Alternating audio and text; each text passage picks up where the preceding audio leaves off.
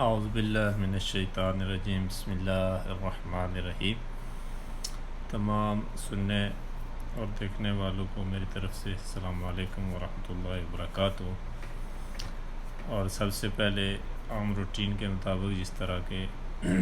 فلسطین کے اندر جنگ جاری و ساری ہے اور جتنے بھی مسلمان شہادت نوش کر رہے ہیں، اللہ تعالیٰ تمام کی مغفرت فرمائے اور جنت الفردوس میں جگہ عطا فرمائے اور فلسطینیوں کو کامیابیاں عطا فرمائے۔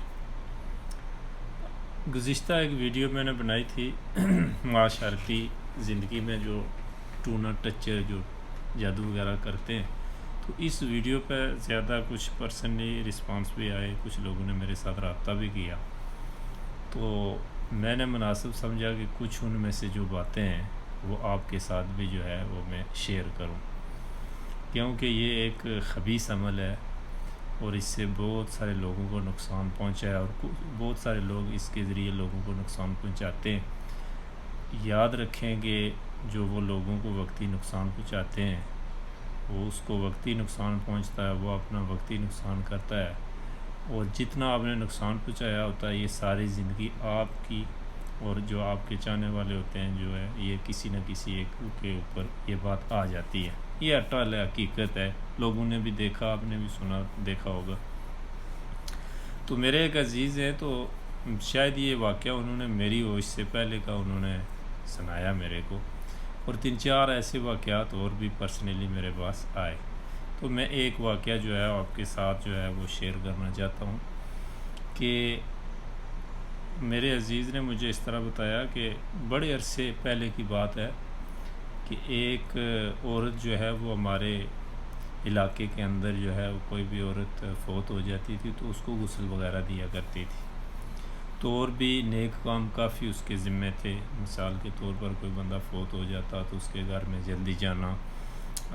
کچھ ورد وغیرہ کرنا یا لوگوں کو اچھے کاموں کی طرف لگانا، یہ اس کا جو ہے اچھا طریقہ تھا۔ تو لوگ اس کی بڑی عزت کرتے تھے اور محلے میں اس کا نام بھی تھا، اور جو لوگ میری اس بات کو سنیں گے تو ان میں سے جو عمر والے لوگ ہوں گے وہ اس بات کو بخوبی جانتے ہوں گے، شاید یہ واقعہ ان کے ذہن میں بھی آ جائے۔ تو انہوں نے بیان کیا کہ کچھ عرصہ گزرنے کے بعد اللہ تبارک و تعالیٰ نے جو ہے اس عورت کو عمرے کی یا حج کی جو ہے وہ سعادت نصیب فرمائی، بلاوا آ گیا یا اس نے اہتمام کیا، جو بھی جیسے بھی۔ تو اب ہوا ایسا کہ جب اس نے اپنا سفر باندھا اور سفر باندھ کر یہاں پر مکہ پہنچتی ہے، تو میرے عزیز کی زبانی کہ وہ مکہ کے اندر جب اس کا داخلہ ہوتا ہے تو اس کے اوپر ایک کیفیت طاری ہو جاتی ہے کہ جس طرح کسی کو کوئی انہونی تکلیف ہو جاتی ہے، اس کو آنکھوں سے نظر آنا نہ آئے، جیسے اس کو محسوس ہو مجھے آگ لگی ہوئی ہے، یا جس طرح مثال کے طور پر انسان کے اوپر ایک لرزہ طاری ہو جاتا ہے، اس طرح اس کے اوپر طاری ہو جاتا اور بھاگتی وہ۔ تو اب جو ہے ہمارے لیے تو پریشانی بنی ہی بنی، تو اب وہاں کی جو انتظامیہ تھی اس نے اس کو پکڑ لیا، اور یہاں پر یار ترجمان بھی ہوتے ہیں ہر ملک ہر علاقے کے، تو جب اس سے پوچھا گیا کہ زندگی کے اندر کوئی ایسا گناہ جو تم کو بار بار یاد آتا اور تم نے کیا ہو اور جس کی وجہ سے کعبہ تم کو قبول نہ کر رہا ہو، کوئی ذہن میں آتا ہو تمہارے، تو اس نے بتایا کہ ایک گناہ جو ہے وہ مجھ سے سرزد ہوا ہے، اور وہ بہت بڑا گناہ ہے جو میں آپ کو بتاتے ہوئے شرمندہ بھی ہوتا ہوں اور ہوں گا بھی، کیونکہ یہ واقعہ کچھ ایسا ہے۔ تو اس نے کہا کہ ایسا واقعہ ہوا کہ میں نے ایک وقت کچھ پیسے لے کر ایک عورت فوت ہوئی، تو میں نے دوران غسل ختم یعنی غسل کرانے کے بعد کچھ تعویذ لیے اور اس کے ناک کے اندر رکھ دیے، اور اس کے بعد میں نے روئی رکھ دی، اور میں نے اس کام کے پیسے لیے اور میں نے پھر وہ یہ کام مکمل کیا، اور یہ گناہ مجھے بار بار یاد آتا رہا۔ اب یا تو وہ مکمل طور پر اس کے اندر ملوث تھی کرنے میں، یا اس نے صرف پیسے لے کے یہ کام کیا، اور اس کی سزا یہ دنیا کے اندر آئی کہ اللہ تبارک و تعالیٰ کا جو گھر ہے بیت اللہ شریف ہے اس نے اس کو قبول نہیں کیا۔ کیوں کہ یہ ایک نہایت ہی کبھی عمل ہے، خبیث عمل ہے، جس کو ہم لوگ جو ہے وہ بڑی خوشی سے جو ہے کرتے ہیں، دوسروں کو نقصان پہنچانے کے لیے پیسے خرچ کرتے ہیں، بڑے بڑے دور سفر کر کے جاتے ہیں اور وہاں پر جا کر جو ہے پیسے دے کے ہم عمل کرتے ہیں دوسرے شخص کو تکلیف دینے کے لیے۔ حالانکہ رسول اللہ صلی اللہ تعالیٰ علیہ وسلم نے ارشاد فرمایا کہ تم میں سے وہ شخص جس کی زبان، ہاتھ اور پاؤں سے دوسرا محفوظ نہ رہا ہو تو وہ کیسا پورا مسلمان ہوگا، وہ کیسا پورا ایمان والا ہوگا۔ تو ہمارے معاشرے کے اندر دوسرے کو نیچا دکھانے کے لیے یہ عمل لوگ کرتے ہیں، اور اس کی جو ناوسط ہوتی ہے وہ پورے گھر میں آتی ہے، وہ پورے خاندان میں، گلی میں، محلے میں آتی ہے، اور پھر اس کے ذریعے اس کی جو مال کمائی ہوتی ہے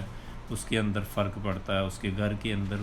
برکتیں جو ہے ختم ہوتی ہیں، اس کا جو چہرہ ہوتا ہے وہ شکلیں تبدیل ہوتی رہتی ہیں، تو اس کی جو ایفیکٹ ہوتے ہیں وہ نظر آنا شروع ہو جاتے ہیں۔ تو لہٰذا ہر شخص کو، ہر بندے کو یہ چاہیے، جد تک میری یہ ویڈیو جاتی ہے، کہ بھائی یہ کام کوئی اچھا کام نہیں ہے، یہ مسلمانوں والا کام نہیں ہے۔ اس کے اندر کافی سارے لوگ ہیں جو دائرہ اسلام سے نکل جاتے ہیں۔ اس کی مین وجہ یہ ہوتی ہے کہ اللہ اپنے بندوں سے 70 ماؤں سے بھی بڑھ کر محبت کرتا ہے، اور ایک شخص جس کو ہدایت ملی ہو، قرآن ملا ہو، اسلام ملا ہو، اچھے لوگ ملے ہوں، اچھے خاندان ملے ہوں، اور وہ یہ عمل کرانے کے لیے یا کرنے کے لیے جاتا ہے، تو آپ یاد رکھیں اگر دنیا کے اندر اس کو کعبہ قبول نہیں کرتا تو آخرت کے اندر اس کو قبر کیسے قبول کرے گی؟